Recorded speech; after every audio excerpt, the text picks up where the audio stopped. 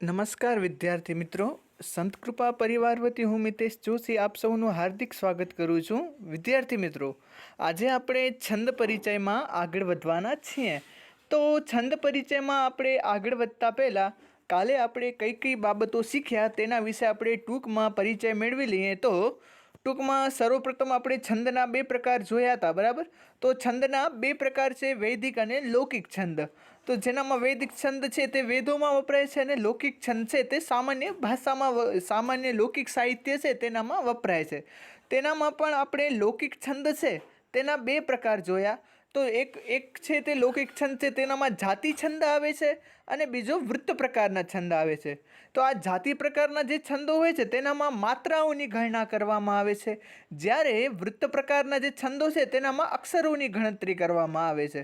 તો જેનામાં જે જાતિ પ્રકારના છંદોમાં માત્રાની ગણતરી કરવામાં આવે છે તેને આપણે માત્રામેળ છંદો કહીએ છીએ. અને આ જે વૃત્ત પ્રકારના જે છંદો છે તેનામાં છે તે અક્ષરોની ગણતરી કરવામાં આવે છે, માટે તેને આપણે અક્ષરોની ગણતરી કહીએ છીએ. કેમ કે અહીં લઘુ, ગુરુ, લઘુ એવા રૂપની ગણના હોય છે, એટલે કે ગુરુ, લઘુ કેવું છે એની ગણના હોય છે. ત્યારબાદ વૃત્ત નામે ઓળખાતા છંદોના 3 ભેદો છે. તો આ વૃત્ત છંદ છે, આપણે જોયા અગાઉ કે આ વૃત્ત છંદો, બરાબર. તો આ વૃત્ત છંદો છે તેના પણ કુલ 3 પ્રકારો માનવામાં આવેલા છે, એટલે કે 3 ભેદો માનવામાં આવેલા છે કે આ વૃત્ત પ્રકારના છંદો 3 પ્રકારના છે. તો એનામાં સમ, અર્ધસમ અને વિષમ. તો જે છંદ છે તેના 4 4 5 સમાન હોય, બરાબર, એટલે કે 4 4 5 17 અક્ષરના જ હોય, જેમ કે શિખરીણી. તો એના 4 4 5 17 અક્ષરના છે તો તેને આપણે સમછંદ કહીએ. ત્યારબાદ અર્ધસમ છંદ કોને કહેવાય? તો અર્ધસમૃદ્ધ છંદ કોને કહેવાય? તો જે છંદના પહેલો અને ત્રીજો, ત્યારબાદ બીજો અને ચોથો પાદ, એટલે કે પહેલી અને ત્રીજી લીટી, ત્યારબાદ બીજી અને ચોથી લીટી જો સમાન હોય તો તેને આપણે અર્ધસમૃદ્ધ છંદ કહીએ છીએ. ત્યારબાદ વિષમ છંદ, તો જેની ચારે ચાર પંક્તિઓ છે, એટલે કે 4 4 લીટીઓ છે જે છંદની અલગ અલગ, એટલે કે જે છંદ એટલે કે એક પ્રકારનો શ્લોક કે જેનામાં 4 4 લીટીઓ અલગ અલગ, એટલે કે કંઈ પણ અક્ષર ના આવે, 4 4 લીટીઓમાં અક્ષરોની સંખ્યા અલગ અલગ હોય, કોઈ ગણ અલગ અલગ હોય, તો એનામાં આપણે સામાન્ય રૂપથી તેને આપણે સામાન્ય રૂપથી વિષમ છંદો કહીએ છીએ. તો સમછંદ એટલે કે જેનામાં 4 4 લીટી સમાન, બરાબર. અર્ધસમ એટલે કે તેનામાં 2 લીટી, પહેલી અને ત્રીજી અને બીજી અને ચોથી લીટી સમાન. અને વિષમ તો જેનામાં 4 4 લીટી અસમાન, એટલે કે એક લીટી નાની, એક લીટી મોટી. અથવા તો એવું પણ કહી શકાય કે આનામાં એક ગણ હોય અને બીજો ગણ બધા અલગ અલગ હોય. તો આ પ્રકારની વ્યવસ્થા છે તે સમ, અર્ધસમ અને વિષમ છંદોમાં કહેવામાં આવેલી છે. ત્યારબાદ આપણે આગળ વધીએ તો આવે છે કે લઘુ અને ગુરુ, બરાબર. વિદ્યાર્થી મિત્રો, જો આપણે છંદ શીખવા હોય તો કયા અક્ષરને લઘુ કહેવાય અને કયા અક્ષરને ગુરુ કહેવાય એ જાણવું ખૂબ જ જરૂરી છે. જો આપણે લઘુ અને ગુરુ આપણે ખબર નહીં પડે તો આપણે છંદ શીખી શકશું નહીં.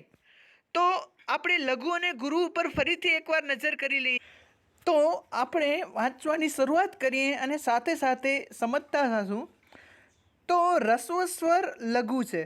આ રસ્વ સ્વર પોતે અને જે વ્યંજનમાં આવો રસ્વ સ્વર રહેલો હોય તે વ્યંજનને લઘુ કહે છે. જેમ કે આ વર્ણ રસ્વ સ્વર છે એટલે લઘુ કહેવાય. એવી જ રીતે કને પણ લઘુ કહેવાય, કેમ કે અહીં ક વ્યંજનમાં રહેલો અસ્વર છે, રસ્વ સ્વર છે. સંસ્કૃતમાં આ, ઈ, રૂ એ 5 સ્વરો છે. અને આ બાબત છે તે આપણે ચાર્ટ આધારે, આપણે કાલે જે ચાર્ટ જોયો હતો તેના આધારે બરાબર રીતે સમજશું. ત્યારબાદ દીર્ઘ સ્વર પોતે અને જે વ્યંજનમાં આવો દીર્ઘ સ્વર રહેલો હોય તે વ્યંજન ગુરુ કહે છે. જેમ કે આ વર્ણ દીર્ઘ સ્વર છે એટલે કે તે ગુરુ કહેવાય. એવી જ રીતે કાને પણ ગુરુ કહેવાય, કેમ કે અહીં ક વ્યંજનમાં રહેલો આ દીર્ઘ સ્વર છે. સંસ્કૃતમાં આ, ઈ, ઉ, રૂ, એ, ઐ, ઓ ને ઔ, આ 8 સ્વર દીર્ઘ છે. તો હવે આપણે આ બાબત છે તે આપણે કાલે ચાર્ટ જોયો હતો તેનામાં જઈને એકવાર ફરીથી સમજીએ. તો હવે તમારી સામે આવે છે લઘુ સ્વર અને ગુરુ સ્વર. તો સામાન્ય રૂપથી જે લઘુ સ્વર છે તે આ 5 જે સ્વરો છે તેને આપણે લઘુ સ્વરો તરીકે ઓળખીએ છીએ, બરાબર. અ, ઈ, ઉ, રૂ ને લૃ આ 5 અક્ષરો છે તેને આપણે લઘુ સ્વરો તરીકે ઓળખીએ છીએ. આ સ્વરો જેની સાથે જોડાય છે તે વ્યંજનો લઘુ બની જાય છે, બરાબર.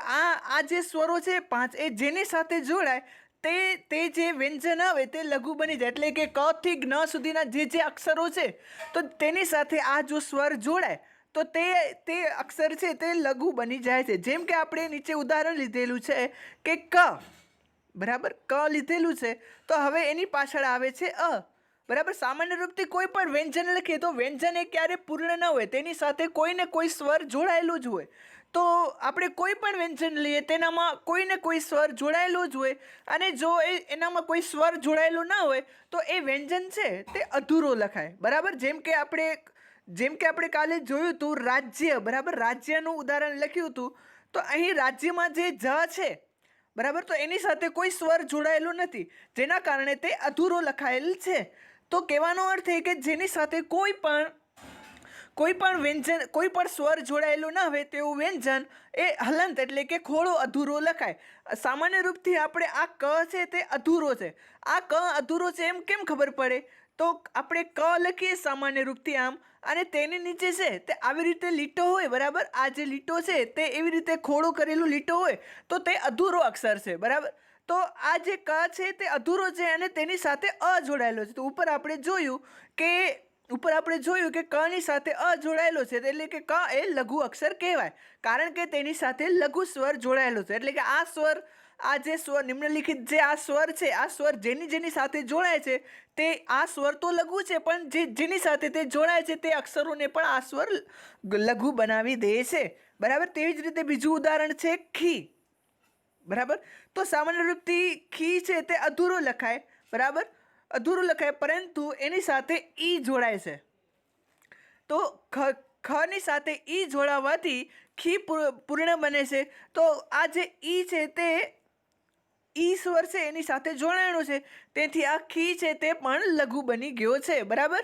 તો આશા છે ઉપરોક્ત લઘુ સ્વરમાં તમે સમજી ગયા હશો. હવે આપણે ગુરુસ્વર વિશે જોઈએ. તો ગુરુસ્વર છે તે આ, બરાબર. આ જે 8 સ્વરો આપેલા છે તે સામાન્ય રૂપથી ગુરુસ્વર તરીકે ઓળખાય છે. જેમ કે આ, ઈ, ઉ, ઋ, એ, ઐ, ઓ ને ઔ. તો આ જે 8 સ્વરો છે તેને આપણે ગુરુસ્વર તરીકે ઓળખીએ છીએ. હવે આપણે આ જે ગુરુસ્વરો છે, આ ગુરુસ્વરો તો છે, પરંતુ આ જે સ્વરો છે તે જેની સાથે જોડાય છે તે અક્ષરોને પણ તે ગુરુ બનાવી, તે વ્યંજનો છે તેને પણ તે ગુરુ બનાવી દે છે. જેમ કે આપણે ક છે, બરાબર, તો તેની સાથે એ જોડાણો, કની સાથે એ જોડાણો, તો તે ક છે તે કે બની ગયો અને કે એ ગુરુ કહેવાય. તો ટૂંકમાં કહેવાનો અર્થ એ કે આ જે બાબતો છે આ જે સ્વરો છે તે જેની સાથે જોડાય છે તે અક્ષર છે તે ગુરુ બની જાય છે, બરાબર. તો અહીં ખ છે તો ખ ની સાથે ઈ જોડાણો તો ખી બન્યો, ખી એ ગુરુ સ્વર કહેવાય. તો આશા છે લઘુ અને ગુરુમાં તમે બરાબર સમજી ગયા હશો. ત્યારબાદ આપણે પાછા ફકરામાં આવીએ. તો ઉપરોક્ત આપણે લઘુસ્વર અને ગુરુસ્વર વિશે આપણે ફકરામાં સમજ્યા કે લઘુસ્વર કોને કહેવાય, ત્યારબાદ ગુરુસ્વર કોને કહેવાય, ને આ સ્વરો જેની સાથે જોડાય તે અક્ષર લઘુ અને ગુરુ બની જાય. તો તે બાબત આપણે સમજ્યા. ત્યારબાદ આગળનો જે ફકરો છે તેનામાં શું કહેવામાં આવેલું છે તે આપણે જોઈએ. તો અહીં એ પણ ધ્યાનપાત્ર બાબત છે કે જો રસ્વ કે લઘુસ્વર પછી જોડાક્ષર, વિસર્ગ કે અનુસ્વાર આવતો હોય તો તે રસ્વ વર્ણ પણ ગુરુ બની જાય છે. જેમ કે અગ્નિ. તો અહીં અ એ રસ્વ સ્વર હોવાથી લઘુ છે, બરાબર. આનામાં અગ્નિમાં જે અ આપેલો છે તે રસ્વ સ્વર હોવાથી લઘુ છે, પણ તે પછી જ્ઞીમાં ગ ને ન એવો જોડાક્ષર આવતો હોવાથી આ રસ્વ વર્ણ ગુરુ બની જાય છે. એવી જ રીતે પાદ કે ચરણને અંતે આવનારો લઘુ વર્ણ પણ ગુરુ માનવામાં આવે છે. તો આપણે અહીંયા સુધીની બાબત સમજીએ, આ બાબત છે આપણે પાછળથી સમજશું, બરાબર. તો વળી પાછા આપણે તે ચાર્ટ છે તેનામાં આપણે જઈએ. તો તમને આ જે અગ્નિ શબ્દ છે તે અગ્નિ શબ્દ કહેવામાં આવેલું છે ઉદાહરણ તરીકે. તો હવે આપણે અહીં જોઈએ અગ્નિ, બરાબર. તો અહીં અગ્નિ સ્વર છે તો તે છે તે લઘુ સ્વર તરીકે ઓળખાય છે, બરાબર. સામાન્ય રીતે આપણે જોયું કે અ ઈ ઉ વગેરે છે તે લઘુ સ્વર તરીકે ઓળખાય છે. પરંતુ હવે નિયમ શું છે કે જો લઘુ સ્વર હોય, લઘુ અક્ષર હોય તેની આગળ છે તે લઘુ અક્ષર હોય તેની આગળ કોઈ પણ અધૂરો અક્ષર આવે, જેમ કે આપણે અગ્નિ લખ્યું તો એ પ્રમાણે કે અગ્નિમાં જેમ અગ્નિ લખેલું છે, બરાબર, તો આના પાછળ જે અધૂરો અક્ષર છે ઘ, બરાબર, આ અધૂરો અક્ષર જે ઘ છે તે આની અની સાથે જોડાય છે, બરાબર. એટલે કે જેની જો લઘુ સ્વર હોય તેની પાછળ લઘુ અક્ષર હોય તેની પાછળ અધૂરો અક્ષર આવે તો આ જે લઘુ સ્વર છે તેને ગુરુ માનવામાં આવે છે, બરાબર. સમજ્યા? તો આ જે લઘુ અક્ષર છે તેને ગુરુ માનવામાં આવે છે. સામાન્ય રૂપે આપણે બીજું ઉદાહરણ લઈએ તો આપણે બીજું ઉદાહરણ લઈએ રમ્ય, બરાબર. તો આ રમ્ય છે, તો હવે આ રમ્ય છે તો સામાન્ય રૂપથી રમાં ઓ જોડાયેલો છે, એટલે કે એ ર છે તે લઘુ વર્ણ કહેવાય, બરાબર, એટલે કે લઘુ અક્ષર કહેવાય. પરંતુ આ મ છે, બરાબર, મ છે તે અધૂરો છે. તો હવે નિયમ શું કહે છે કે જો ર છે તેની પાછળ કોઈ અધૂરું જોડાક્ષર આવેલો હોય, બરાબર, આ જોડાક્ષર છે, તો આ બે મ ને જ જોડાયેલા છે તો એ મ જોડાક્ષર છે. તો રમ્ય પાછળ કોઈ જોડાક્ષર આવેલો હોય તો જે તેની આગળનો જે વર્ણ છે જેમ કે ર, તો તેને તે દીર્ઘ બનાવી દે છે, લઘુ હોય તો તેને ગુરુ બનાવી દે છે, બરાબર. તો આશા છે ઉપરોક્ત બાબત તમે સમજી ગયા હશો કે જેની પાછળ છે તે જોડાક્ષર હોય, બરાબર, લઘુ સ્વર હોય અને લઘુ સ્વર હોય અને તેની પાછળ જોડાક્ષર હોય, લઘુ સ્વર હોય અને તેની પાછળ લઘુ સ્વર હોય અને તેની પાછળ જો જોડાક્ષર હોય આ પ્રમાણનો, એટલે કે અધૂરો અક્ષર, જોડાક્ષર એટલે કે અધૂરો અક્ષર હોય તો તે છે તે આગળના અક્ષરને ગુરુ બનાવી દે છે, બરાબર. તો અહીં જો ગુરુ હોય, બરાબર, અહીં જો ગુરુ અક્ષર હોય તો તેના ઉપર તે કોઈ પણ પ્રભાવ છોડતો નથી, પરંતુ જો લઘુ અક્ષર હોય તો તેને તે ગુરુ બનાવી દે છે.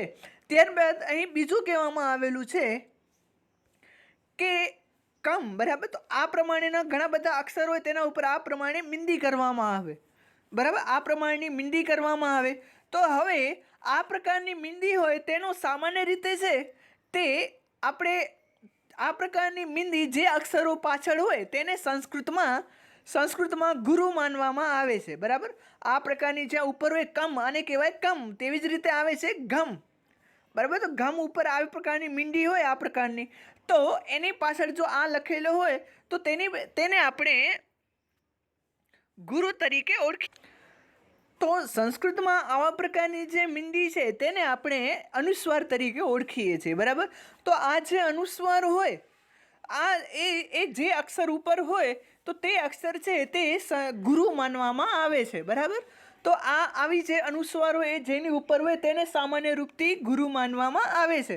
એક તો એ કે જેની પાછળ જોડાક્ષર હોય તેવો વર્ણ ગુરુ માનવામાં આવે છે. ઉપરાંત બીજું કે જેની આગળ જેની ઉપર અનુસ્વાર હોય, એટલે કે આવા પ્રકારની મીંડી કને કાન, તો આને ઉપર જો મીંડી હોય આને અનુસ્વાર કહેવાય, તો જેની ઉપર અનુસ્વાર હોય તેને ગુરુ માનવામાં આવે છે. ત્યારબાદ સંસ્કૃતમાં જોઈએ તો આપણે લખીએ ગહ, બરાબર. તો જેની પાછળ આ પ્રકારનું વિસર્ગ હોય, ગહ આપણે લખીએ તો જેની પાછળ આ પ્રકારનું વિસર્ગ હોય તેને પણ સંસ્કૃતમાં ગુરુ માનવામાં આવે છે, બરાબર. સમજ્યા? તો ટૂંકમાં અહીં 3 બાબતો કહેવામાં આવેલી કે જે આપણે જોઈએ તો હવે તમારી સમક્ષ અમુક શબ્દો રજૂ કરું છું. તો તમારી સામે 2 શબ્દો છે, કાન્યહ અને કંચનમ. તો ઉપરોક્ત જે બાબત છે તે આના આધારે સમજીએ તો આપણે આનામાં આ વિસર્ગ બગાડી નાખીએ, બરાબર. આટલી બાબત છે તે કાઢી નાખીએ. ત્યારબાદ ફરી આપણે જોઈએ, કારણ કે હવે આનામાં પહેલો નિયમ શું છે કે જેની પાછળ જોડાક્ષર હોય, બરાબર, જેની પાછળ જોડાક્ષર હોય તે જેની પાછળ જોડાક્ષર હોય તે વર્ણને દીર્ઘ માનવામાં આવે છે. તો સામાન્ય રૂપથી ક છે તે લઘુ અક્ષર માનવામાં આવે છે, પરંતુ તેની પાછળ ન છે તે જોડાક્ષર રહેલો છે, તેથી અહીં ક છે તે ગુરુ બની ગયો છે, બરાબર. ત્યારબાદ બીજું કહેવામાં આવેલું છે કે જેની પાછળ વિસર્ગ હોય તેને આપણે ગુરુ માનીએ છીએ. તો અહીં કન્યહ છે, બરાબર. તો તેની પાછળ કન્યહ છે તો તેની પાછળ વિસર્ગ છે, બરાબર. તો આ કન્યા છે તો આ કન્યાને આપણે ગુરુ માનશું. આ બે ટપકા હોય તેને સામાન્ય રૂપથી વિસર્ગો કહેવાય. તો જેની પાછળ વિસર્ગ હોય તેને પણ આપણે ગુરુ માનવામાં આવે છે. ત્યારબાદ છેલ્લું આપણે એક ઉદાહરણ આપ્યું છે કે જેની ઉપર અનુસ્વાર હોય, બરાબર. એટલે કે અહીં કની ઉપર અનુસ્વાર છે, તો કંચનમાં કની ઉપર અનુસ્વાર છે, તો જેની ઉપર અનુસ્વાર હોય તે પણ વર્ણ ગુરુ માનવામાં આવે છે. તો ટૂંકમાં 3 બાબતો છે કે જેની આગળ જોડાક્ષર હોય, જેની આગળ વિસર્ગ હોય અને જેની ઉપર અનુસ્વાર હોય. આ 3 જેની બાબત હોય તો તે લઘુ અક્ષર પણ ગુરુ માનવામાં આવે છે.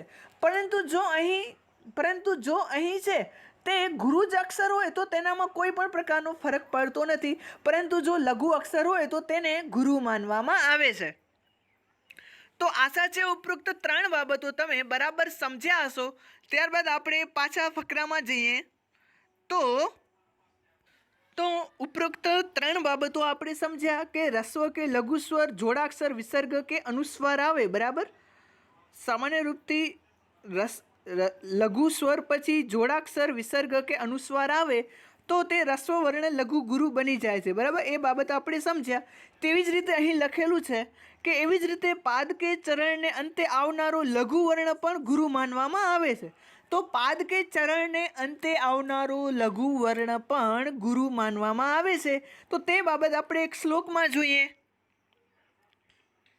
તો હવે તમારી સામે એક શ્લોક છે, નન્વાત્માનમ વાળો શ્લોક છે, બરાબર. તો તેનામાં આપણે જોઈએ કે પાદના ચરણને અંતે આવનારું લઘુ વર્ણ પણ ગુરુ કેવી રીતે બને એ આપણે જોઈએ. તો અહીં છે તે ળ એવો તમને આપેલો છે. આ ળ છે તે સામાન્ય રૂપથી લઘુ કહેવાય છે, બરાબર. આ ળ છે તે સામાન્ય રૂપથી લઘુ કહેવાય છે, પરંતુ પાદ કે ચરણને અંતે જો તે આવે તો તે લઘુ અક્ષર પણ ગુરુ બની જાય, બરાબર. શરત શું કે પાદ કે ચરણને અંતે આવવું જોઈએ. તો અહીં ચરણ એ ચોથું ચરણ છે. આ પહેલું ચરણ, આ બીજું, આ ત્રીજું અને આ ચોથું. એટલે કે પહેલી પંક્તિ, બીજી પંક્તિ, ત્રીજી અને ચોથી, તેને ચરણ પણ કહેવાય. તો જે પાદ કે ચરણને અંતે આવનારો લઘુ વર્ણ પણ ગુરુ બની જાય છે. તો આ અહીં આ લઘુ વર્ણ છે તે ણ છે, ચક્રનેમી ક્રમેણમાં જે ણ છે તે પણ ગુરુ બની ગયો છે. તો તમે સમજ્યા ને કે પાદ કે ચરણને અંતે આવનારો લઘુ વર્ણ પણ ગુરુ બની જાય છે. અહીં બીજી પણ એક બાબત સમજવાની છે કે આ મ છે, આ પાદ કે ચરણને અંતે આવેલો છે એવું કહેશો, પરંતુ મ જો તે પાદ કે ચરણ કે અંતે આવનારો શબ્દ અધૂરો લખાયેલો હોય, બરાબર. પાદ કે ચરણને અંતે આવનારો શબ્દ અધૂરો લખાયેલો હોય તો તેની ગણના કરવામાં આવતી નથી, બરાબર. પાદ કે ચરણને અંતે આવનારો જો વર્ણ અધૂરો લખાયેલું હોય તો તેની ગણના કરવામાં આવતી નથી. હવે આ મ છે, આપણે અહીં જોયું કે ણ પૂર્ણ લખાયેલો છે, બરાબર. ળની પાછળ છે તે આવો કોઈ ખોડો એવો નિશાન નથી. જ્યારે અહીં મ છે તો તેની પાછળ છે તે આ પ્રકારનું નિશાન કરાયેલો છે. તો જેની પાછળ આ પ્રકારનું નિશાન હોય તેને આપણે અધૂરા અક્ષર તરીકે ઓળખીએ છીએ, કારણ કે આ હલંત અક્ષર કહેવાય. અને હલંત અક્ષર કહી શકાય અને અધૂરો અક્ષર પણ કહી શકાય ને. હવે જો આની પાછળ કોઈ અક્ષર આવે તો એ અક્ષર જોડાક્ષર હોય, બરાબર. એટલે કે આને આપણે ગણતરી કરવાની નથી. જો પાદ કે ચરણને અંતે આવો ખોડો મ આવે, બરાબર, તો તેને આપણે ગુરુ માનવાનો નથી. પરંતુ પાદ કે ચરણને અંતે જો પૂર્ણ બાબત આવે, ણ એ પૂર્ણ છે, બરાબર. તો પૂર્ણ આવે તો જ તેને આપણે ગુરુ ગણવાનો છે, બરાબર. તો ઉપરોક્ત બાબત તમે બરાબર સમજ્યા હશો એવી આશા છે. તો ફરી પાછા આપણે ફકરામાં જઈએ. તો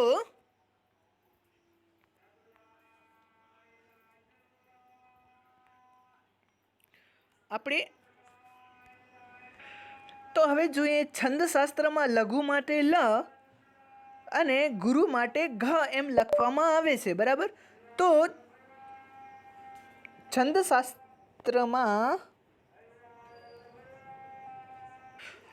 છંદશાસ્ત્રમાં જે લઘુ વર્ણ છે તેની માટે લ વાપરવામાં આવે છે અને ગુરુ વર્ણ છે તેની માટે ઘ વાપરવામાં આવે છે. તો આ બાબતો તમે સમજી જ શકો કે જો જ્યાં લઘુ અક્ષર હોય ત્યાં લ લખાય છે, બરાબર, ને જ્યાં ગુરુ અક્ષર હોય ત્યાં ઘ લખાય છે. આ માટેના જે નિશાનો છે તે પણ આપણે જોઈએ. તો લઘુ અને ગુરુ વર્ણની ઓળખ આપવા માટે ચિહ્નો પણ વપરાય છે, જે નિમ્નાનુસાર છે. એટલે કે જે લઘુ વર્ણ હોય અને ગુરુ વર્ણ હોય એને જો આપણે ઓળખાવા હોય તો તેના માટે અમુક પ્રકારના ચિહ્નો વપરાય છે, જે નીચે પ્રમાણે આપેલા છે. તો લઘુ વર્ણની ઓળખ આપવા માટે જે વર્ણના ઉપરના ભાગે અર્ધચંદ્રાકારનું નિશાન ચિહ્ન વપરાય છે. એટલે કે આ પ્રમાણે લઘુ વર્ણની ઓળખ આપવા માટે કરવામાં આવે, બરાબર, અર્ધચંદ્રાકારનું નિશાન. અને ગુરુ વર્ણની ઓળખ આપવા માટે જે તે વર્ણને ઉપરની ભાગે આડી લીટીનું ચિહ્ન કરવામાં આવે છે, જેમ કે આ પ્રમાણે. તમે અહીં જે જોઈ જ શકશો કે લઘુ વર્ણ અને ગુરુ વર્ણમાં વિવિધ ચિહ્નો કરવામાં આવેલા છે.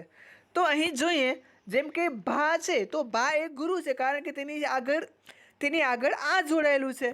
તો અહીં ભા છે તે ગુરુ વર્ણ માનવામાં આવે છે. ત્યારબાદ સા, તો સા પણ ગુરુ વર્ણ માનવામાં આવે છે, બરાબર.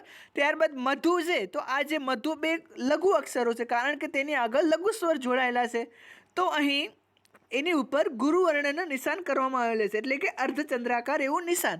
ત્યારબાદ રા છે, તો રા એ ગુરુ છે, કારણ કે તેની આગળ આ જોડાયેલા છે. તો હવે અહીં ટૂંકમાં તમે લઘુ અને ગુરુ ઉપર તમે જોયા કે લઘુ ઉપર અલગ નિશાન છે અને ગુરુ ઉપર અલગ નિશાન છે. તો જે અક્ષરો લઘુ છે તેની ઉપર આપણે આ પ્રકારનું નિશાન કરીએ છીએ, અર્ધચંદ્રાકાર જેવું. અને ગુરુ છે તો તેનામાં આપણે એક લીટી એવી નિશાન કરીએ છીએ, બરાબર, સીધી લીટી. ટૂંકમાં આપણે માઇનસની નિશાની કહીએ તે ગુરુની અને અર્ધચંદ્રાકાર નિશાની કહીએ તે લઘુની, બરાબર. તો અહીં ભા, સા અને રા એ ત્રણેય વર્ણ ગુરુ વર્ણ છે તે બતાવવા તેની ઉપર આડી લીટીનું ચિહ્ન વાપર્યું છે. જ્યારે મ અને ધુ એ બે વર્ણ લઘુ વર્ણ છે તે બતાવવા તેની ઉપર અર્ધચંદ્રાકારનું ચિહ્ન વાપર્યું છે. તો ટૂંકમાં આપણે જોયું કે ભા, સા અને રા છે તો તે છે તે ગુરુ વર્ણ છે, તો તેની ઉપર આ પ્રકારની લીટી કરી છે. જ્યારે મ અને ધુ આ બે વર્ણ છે તે એ લઘુ વર્ણ છે, તો તે બતાવવા માટે તેની ઉપર અર્ધચંદ્રાકારનું નિશાન કર્યું છે, બરાબર. તો ઉપરોક્ત લઘુ અને ગુરુ વિશે તમે બરાબર સમજ્યા હશો. તો હજી પણ એકવાર ટૂંકમાં સમજી લઈએ. તો ટૂંકમાં હવે સમજશું. તો સામાન્ય રીતે 5 એ લઘુ સ્વર છે, બરાબર. અને આ સ્વરો છે તે જેની પાછળ આ 5 છે તે લઘુ સ્વર છે. આ 5 સ્વરો જેની પાછળ જોડાય છે તે અક્ષર પણ લઘુ બની જાય છે. ત્યારબાદ આ જે 8 સ્વરો છે તે ગુરુ સ્વર માનવામાં આવેલા છે, અને 8 ગુરુ સ્વરો જેની પાછળ જોડાય છે તે અક્ષરો ગુરુ બની જાય છે, બરાબર. ત્યારબાદ આગળ જોઈએ તો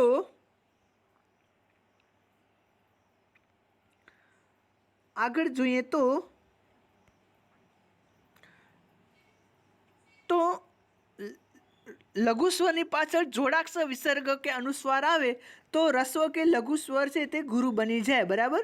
લઘુ વર્ણ હોય, રસ્વ સ્વર હોય કે વ્યંજન હોય, પરંતુ જો તેની પાછળ જોડાક્ષર વિસર્ગ કે અનુસ્વાર આવે તો તે ગુરુ બની જાય. અને અંતે કે જે પાદ કે ચરણને અંતે આવનારું લઘુ વર્ણ પણ ગુરુ માનવામાં આવે છે. અને તેનામાં આપણે જોયું કે જો પાદ કે ચરણને અંતે આ પ્રકારનું લખેલું હોય અક્ષર તો તેને આપણે ગુરુ માનતા નથી, પરંતુ જો તે પૂર્ણ અક્ષર હોય તો તેને આપણે ગુરુ માનીએ છીએ, જેમ કે આ પ્રમાણે, બરાબર. પૂર્ણ અક્ષર હોય તો તેને આપણે ગુરુ માનીએ છીએ. ત્યારબાદ લઘુ માટે છે તે લની નિશાની છે અને ગુરુ માટે ગની નિશાની છે. અને લઘુ વર્ણની જો આપણે ઓળખ આપવી હોય તો તેને આપણે અર્ધચંદ્રાકાર એવું નિશાન કરીએ છીએ, અને ગુરુ વર્ણની નિશાની આપવી હોય તો આપણે માઇનસની નિશાની કરીએ છીએ. એટલે કે ઉપર માઇનસ એવી લીટી કરી નાખવાની, જેમ કે તમને અહીં આપેલું છે. ત્યારબાદ આપણે છંદ અંગેની એટલે કે ગણ અંગેની બાબતો હવે શીખીએ, જે બાબત ખૂબ જ અગત્યની છે, બરાબર. તો હવે આપણે ગણ અંગેની બાબતો આગળ વધીએ, પણ તેના પહેલાં આપણે જતિ વિશે પણ શીખીએ, બરાબર. તો કોઈ પણ શ્લોકોનું ગાન કે પઠન કરતી વેળાએ અમુક સ્થળે વિરામ રોકાવાનું હોય છે. આ વિરામ સ્થળને યતિ કહે છે. શ્લોકનું ચરણ પૂરું થાય એટલે યતિ અનિવાર્ય હોય છે. આ ઉપરાંત ગાન કે પઠનની સુવિધા અને વૈવિધ્ય માટે શ્લોકના ચરણમાં વચ્ચે પણ યતિ આવે છે.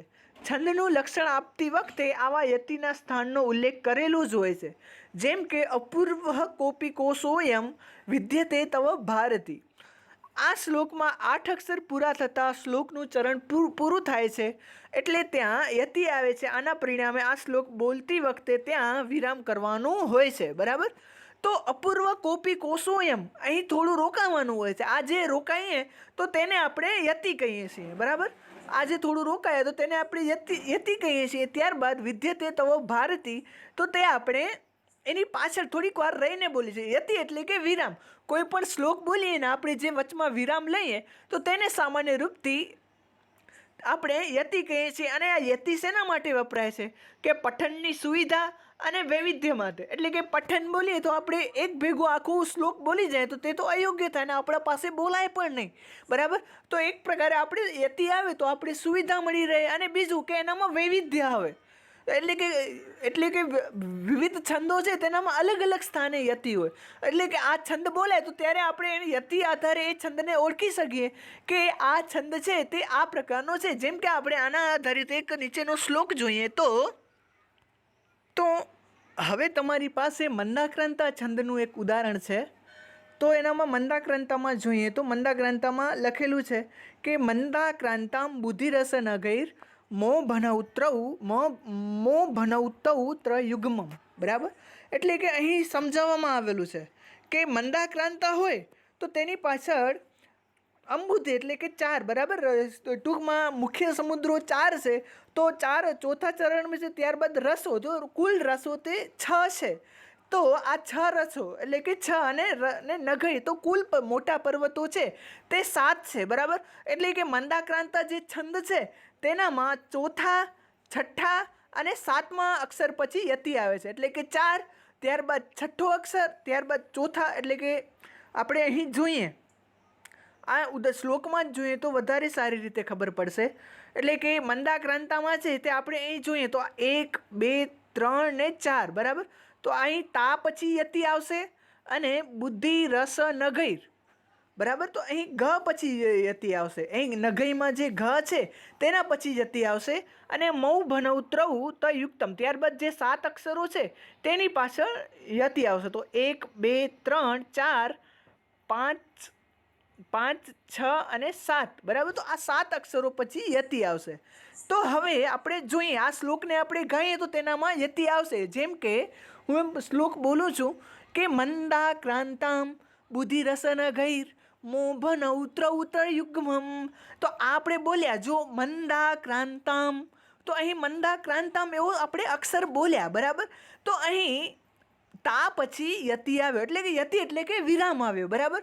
તો વિરામ આવ્યો તો આપણે બોલીએ ત્યારે વિરામ આવે તો તે 4 અક્ષરો પછી જો વિરામ આવે તો તે સામાન્ય રૂપથી મંદાક્રાંતા છંદ હોય. તો મંદાક્રાંતામ બુદ્ધિરસન ગઈ, તો ત્યારબાદ 4 પછી છે તે બીજા 6. બરાબર. 6 અક્ષરો પછી 4 પછી બીજા 6 અક્ષરો ગણવાના. તો આપણે અહીં ગણીએ તો બુદ્ધિ રસ નગઈ. બરાબર. તો આ થયા કુલ 6 અક્ષરો. તો અહીં ગઈ પછી યતિ આવશે.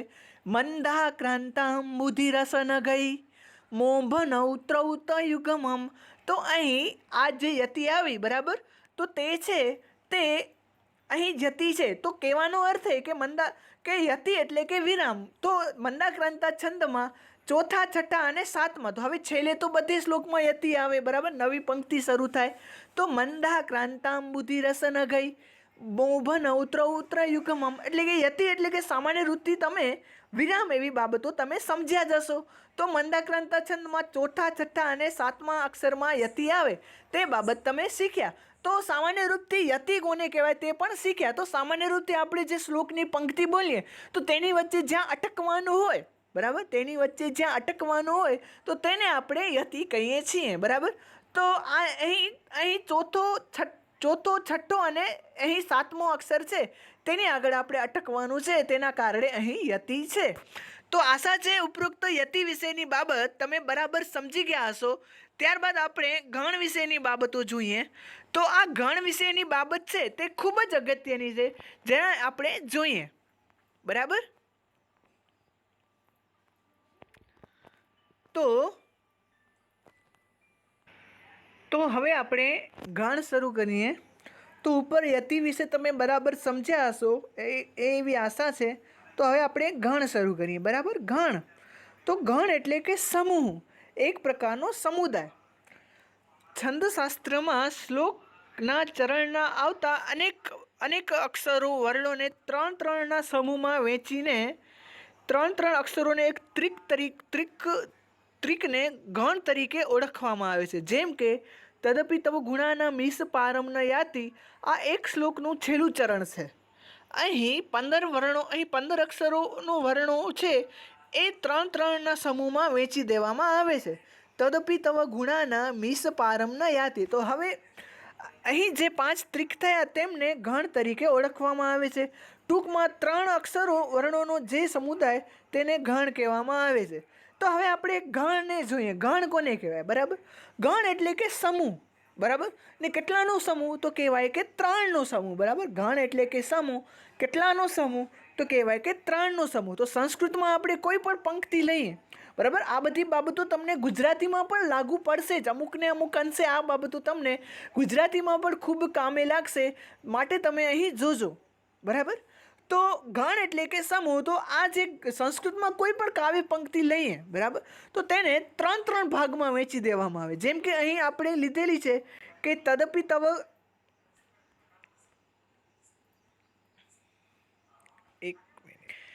જેમ કે અહીં લીધેલી છે કે તદપિ તવ ગુણાના મીસ પારમ ન યાતિ. બરાબર, તો આ પંક્તિ છે તેને 3 ભાગમાં નીચે પ્રમાણે વહેંચી દીધેલી છે. એટલે કે 3ના અક્ષરોમાં વહેંચી દીધેલી છે. બરાબર, કે તદપિ, ત્યારબાદ તવ ગુ, બરાબર, ત્યારબાદ ણાનામી, બરાબર, ત્યારબાદ સપારમ, બરાબર, ત્યારબાદ ન યાતિ.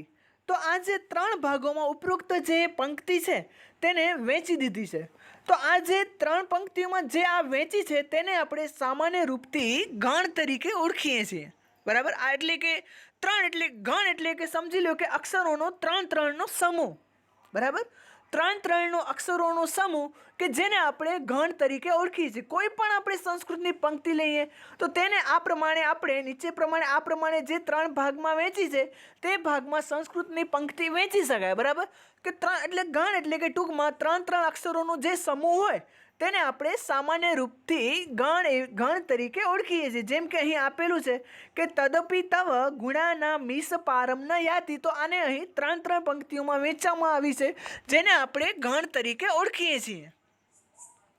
અહીં જે 5 ત્રિક થયા તેમને ગણ તરીકે ઓળખવામાં આવે છે.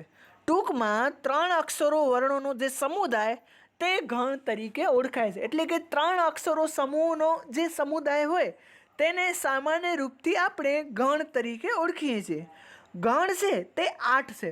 બરાબર, આવી રીતે અહીંયા જે ગણ કર્યા, બરાબર, આ જે ગણ કર્યા તે ગણ છે તે 8 પ્રકારના ગણ છે. કુલ 8 પ્રકારના ગણ છે.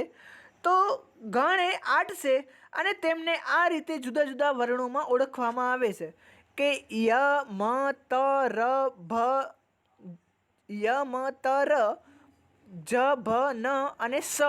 અર્થાત અહીં ય એટલે કે યગણ, મ એટલે કે મગણ એમ સમજવાનું. તો ટૂંકમાં ગણ છે તે કુલ 8 ગણોની કલ્પના કરવામાં આવેલી છે. બરાબર, તો એનામાં છે યગણ, ત્યારબાદ આવે છે મગણ, ત્યારબાદ આવે છે તગણ, રગણ, જગણ, ભગણ, નગણ ને સગણ. આ અહીંયા પેલું ય આપેલું છે તો આપણે એને યગણ સમજવાનું. ત્યારબાદ મ આપેલું છે તો આપણે તેને મગણ સમજવાનું. ત્યારબાદ ત તો તગણ, ર તો રગણ, જ તો જગણ, ભ તો ભગણ, ન તો નગણ અને સ તો સગણ. બરાબર, ય બરાબર યગણ, બરાબર, ય બરાબર યગણ. ત્યારબાદ સ બરાબર આપણે સમજીએ તો સગણ. ત્યારબાદ આપણે મ લઈએ તો મ બરાબર મગણ. એ પ્રમાણે આપણે સમજવાનું છે. બરાબર, તો આ જે શબ્દો આપેલા છે એ અનુસાર ગણના શબ્દ આ બાબત છે તમે આગળ બરાબર શીખી જશો. તો આ બધા સ્વરૂપને આ બધા ગણોના સ્વરૂપને સમજવા માટે એક આ પંક્તિ યાદ રાખવા જેવી છે. યમા તારા યભાન સલગમ. બરાબર, યમા તારા યભાન સલગમ.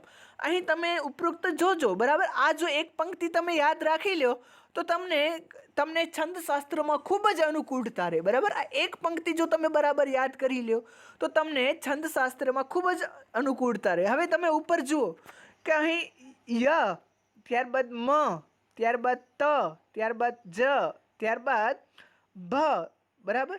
તો 1 મિનિટ. ત્યારબાદ ય તો ય, મ તો મ, ત તો ત, ર તો રા, બરાબર. જ તો જ, ને ભા તો ભા, ન તો ન, અને સ તો સ, બરાબર. ત્યારબાદ લ અને ઘ આપણે પાછળથી સમજશું, ને મ આ પાછળથી સમજીએ. તો અહીં આ જે પંક્તિઓ છે તે અનુસાર જ અહીં બધા આપેલા છે. તો હવે આપણે આ ઘરના સ્વરૂપને જો સમજવું હોય તો આપણે આ પંક્તિને બરાબર સમજવી જોઈએ. તો આપણે એક ચાર્ટના માધ્યમથી આ પંક્તિ સમજીએ, ત્યારબાદ આના આધારે આ પંક્તિને સમજવાની કોશિશ કરશું. તો આપણે ચાર્ટના માધ્યમથી આ પંક્તિને સમજીએ. તો હવે તમારી સામે એક ચાર્ટ છે, બરાબર. તો હવે આપણે ગણ વિશે સમજવાનું છે, બરાબર. ટૂંકમાં આપણે ગણ વિશે સમજવાનું છે. તો હવે આપણે ગણમાં શું હોય કે ગણમાં શું હોય તો આપણે સમજીએ. તો જો તમને ગણ શીખવા હોય તો તમને યમાતારા યભાન સલગમ, બરાબર. આ જે પંક્તિ આપેલી છે યમાતારા યભાન સલગા, અને સલગમ પણ વચાય અને સલગા પણ વચાય, બરાબર. યમાતારા યભાન સલગા, તો એ સમજવી જોઈએ. તો હવે આપણે જોઈએ, બરાબર. તો આપણે જોઈએ કે અગાઉ પ્રત્યેક અક્ષરની શરૂઆતમાં એક એક શબ્દ હતો, બરાબર. તો અહીં આપણે ય એવો શબ્દ આપેલો છે. તમે જુઓ છો કે ય એવો એક વર્ણ આપેલો છે. તો તેને આપણે ઓળખીએ છીએ યગણ, બરાબર. તો યગણમાં ક્યાં 3 અક્ષરો આવે? તો યગણમાં આવે યમાતા, બરાબર. તો અહીં લખેલું છે કે યગણમાં આવે યમાતા, બરાબર. તો ત્યારબાદ આવે છે માં, બરાબર. માં આવે છે. તો માંથી બને છે મગણ. તો આપણે અહીં જોયું કે ઉપર લીટી ઉતરે, અહીંયા તીર ઉતરે છે, માંથી બને છે મગણ. તો માં ક્યાં અક્ષરો આવે? તો આ જે 3 છે, બરાબર. માં પાછળના જે 2 અક્ષરો છે, માં અને માં પાછળના જે 2 અક્ષરો છે તે મગણમાં આવે. જેમ કે અહીં લખેલું છે માતારા, બરાબર. આ જે 3 અક્ષરો છે તે મગણમાં આવ્યા. ત્યારબાદ આવે છે રા, બરાબર. રા આવે છે, સોરી તા આવે છે. તો તાથી બને છે તગણ, બરાબર. તો તગણમાં ક્યાં 3 અક્ષરો આવે? તો તગણમાં આવે 3 અક્ષરો તા રા જ, બરાબર. તગણમાં આ 3 અક્ષરો આવે તા રા જ. ત્યારબાદ આવે છે રગણ, બરાબર. તો રગણમાં પણ એ પ્રમાણે જ કે રાથી બને છે રગણ, તો રગણમાં આવે રાજભા, બરાબર. તો શું લેવાનું કે જે આ જે ર છે, રને એક પ્રકારનું તમને ગણ સમજવાનું, અને તેનામાં આપણે સમજવાનું કે રાજભા. આટલી બાબતો તમે સમજો, બરાબર, બરાબર. આટલી બાબતો તમે સમજો. ત્યારબાદ આગળ બાબતો હું સમજાવીશ. તો જની પાછળ 3 અક્ષરો, તો જથી બને જગર, ને આપણે તેનામાં લેવા એના પાછળના 3 અક્ષરો જ ભાન, બરાબર. કુલ 3 અક્ષરો લેવા. તો જ ભાન. ત્યારબાદ આપણે જોઈએ તો ભા આવે છે. તો ભાથી આપણે બને છે ભગણ, ને ભગણમાં આવે છે ભા ન સ, જેમ કે અહીં આપેલા છે. ત્યારબાદ આવે છે ન, બરાબર. તો નમાં પણ આપણે નસલ, એટલે કે અહીં નસલ લેવા, બરાબર. ન એટલે કે આ 3 જે અક્ષરો છે તેને આપણે નગણમાં લેવું. અને ત્યારબાદ આવે છે સગણ, બરાબર. ત્યારબાદ આવે છે સગણ. તો સગણમાં આપણે આ જે 3 અક્ષરો છે સગણમાં સલગા તે લેવા. એટલે કે તમે આ જે પંક્તિ છે તે તમે યાદ કરી લો, બરાબર. આ જે પંક્તિ છે તો તમે આ બધા ગણને પણ યાદ કરી લો, અને તેનામાં કયા કયા અક્ષરો આવે છે તે પણ તમે યાદ કરી લો. તો અહીં આવે છે યમા તારા યભાન સલગા, બરાબર. આટલી આ જે પંક્તિ આપેલી છે. તો ઉપર તમે જોયું અહીં યથી આ બને છે, ત્યારબાદ મ, ત્યારબાદ ત, ત્યારબાદ ર, અને ત્યારબાદ જ, ત્યારબાદ ભ, ત્યારબાદ ન, અને ત્યારબાદ સ, ત્યારબાદ લ અને ઘા. તો અહીં તમે આ બાબત જોવો છો, બરાબર. તો આ પ્રત્યેક અનુસાર એક એક ગણ બને છે, અને એનામાં આપણે જોઈએ તો તેનામાં આ 3 અક્ષરો આવે છે, બરાબર. પ્રત્યેક ગણમાં જોઈએ તો આ 3 અક્ષરો આવે છે. એટલે કે એક તો એ ગણનો શબ્દ, જેમ કે ય, તો આ ય ગણનો શબ્દ, અને તેની પાછળ માતા, બરાબર. તેની પાછળ માતા. તો આ બાબત તમે સમજ્યા હશો એવી આશા છે. હવે બીજી એક બાબત, આ જ ગણ વિશે તમને એક અગત્યની બાબત કહું. તો ય માતા. હવે આનામાં આપણે એ જોવાનું છે કે કયા અક્ષરો લઘુ છે અને કયા અક્ષરો ગુરુ છે, બરાબર. તો આપણે સામાન્ય રીતે સમજી શકીએ કે યમાતા છે, બરાબર, યમાતા છે તો એનામાં ય છે તે લઘુ છે, મા અને તા તે ગુરુ છે, બરાબર. ત્યારબાદ માતારામાં આવે છે, મગણમાં માતારા એવા શબ્દો આવે, મા તારા, બરાબર. તો એનામાં 3 અક્ષરો ગુરુ છે. ત્યારબાદ છે આવે છે તારા. જો તો તગણમાં છે તે બે પહેલા 2 અક્ષરો છે તે ગુરુ છે, અને જે પાછળનો ત્રીજો અક્ષર છે તે લઘુ છે. ત્યારબાદ રાજભા છે, બરાબર, રાજભા રગણ છે તો રગણમાં આવે રાજભા. તો આ જે રાજભા જે આવે તો તેનામાં રામાં જે પહેલો અને ત્રીજો અક્ષર છે તે ગુરુ છે, અને ત્યારબાદ છે જે વચલો અક્ષર છે તે લઘુ માનવામાં આવે છે, બરાબર. જેમ કે આપણે અગાઉ લઘુ અને ગુરુ વિશે સમજ્યા હતા. ત્યારબાદ આવે છે ભાનસ, અને આટલી બાબતો તમે સમજ્યા. તેવી જ રીતે એક છેલ્લું સમજીએ તો સલઘા, બરાબર. તો સલઘામાં છે તે પહેલા 2 અક્ષરો છે તેને આપણે લઘુ અક્ષરો કહીએ, અને જે છેલ્લું છે તેને આપણે ગુરુ અક્ષર તરીકે ઓળખીએ છીએ. તો હવે આટલી બાબત સમજ્યા. અને આ જે છેલ્લા 2 લ અને ઘા છે, બરાબર, લ અને ઘા છે તે એક છે તે લઘુનો છે, અને બીજો ઘા છે તે ગુરુનો છે, બરાબર. લ છે તે લઘુનો છે, અને ઘા છે તે ગુરુનો છે. તો સામાન્ય રૂપથી આપણે લ જોઈએ, બરાબર. તો લ લઘુ છે, અહીં આપણે લ જોયો તો સામાન્ય રૂપથી જે લ છે તે લઘુ છે, બરાબર. તો આપણે અહીં લ નો લઘુ રાખ્યો અને ઘા નો ગુરુ નાખ્યો, બરાબર. તો ઘા આપણે દીર્ઘ કર્યો તો એનો આપણે ગુરુ નાખ્યો. હવે બીજી એક વાત કે આપણે યમાતારા યભાન સલગમ ત્યાં આપણે સલગમ આ પ્રમાણે લ અને ઘમ જોઈ હતી, બરાબર. તો હવે આપણે અગાઉ વાત કરીએ કે પાછળ જો કોઈ અધૂરો અક્ષર લખાયેલો હોય, બરાબર, અધૂરો કોઈ પણ લઘુ વર્ણ હોય તો તેની પાછળ અધૂરો અક્ષર લખાયેલો હોય તો તે વર્ણ છે તે ગુરુ બની જાય, બરાબર. તો હવે આપણે અહીં સલગમની વાત કરીએ છીએ. આપણે ત્યાં જોયું, આપણે કાવ્ય પંક્તિ જોઈ પાઠ્યપુસ્તકમાં, તો ત્યાં સલગમ લખેલું હતું. તો હવે એ કારણે છે આની પાછળ ઘની પાછળ અધૂરો વર્ણ લખાયેલો છે, તેથી આ વર્ણ છે તે દીર્ઘ બની જશે, અને અહીં છે તે ડાયરેક્ટ દીર્ઘ જ કરેલો છે, બરાબર. તો આ યમાતારા યભાન સલગા, આનામાં તમે બરાબર સમજી ગયા હશો એવી આશા છે. તો વિદ્યાર્થી મિત્રો, આજે આપણે આટલાથી જ પૂર્ણ કરીએ છીએ. આગળની બાબતો છે તે અગાઉના તાસમાં સમજશું, બરાબર. તો આશા છે કે આપણે આ બાબતો તમે બરાબર સમજ્યા હશો, ગણ વિશેની બાબતો તમે બરાબર સમજ્યા હશો, ત્યારબાદ યતિ વિષયની બાબતો તમે બરાબર સમજ્યા હશો, અને લઘુ ગુરુ વિશેની બાબતો પણ તમે બરાબર, લઘુ ગુરુ યોડાક્ષરો અનુસ્વાર વિસર્ગ વગેરેની બાબતો પણ તમે બરાબર સમજ્યા હશો. તો આ બાબતો તમે એકવાર વાંચી લેજો.